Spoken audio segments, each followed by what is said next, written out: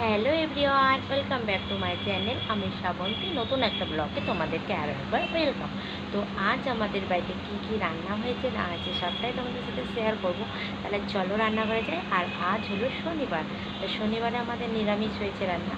তাহলে চলো তাড়াতাড়ি যাই রান্নাঘরে, দেখিয়ে দিবে আর বেশি বক বক করবো না। চলো ফার্স্টেই দেখাই ভাত,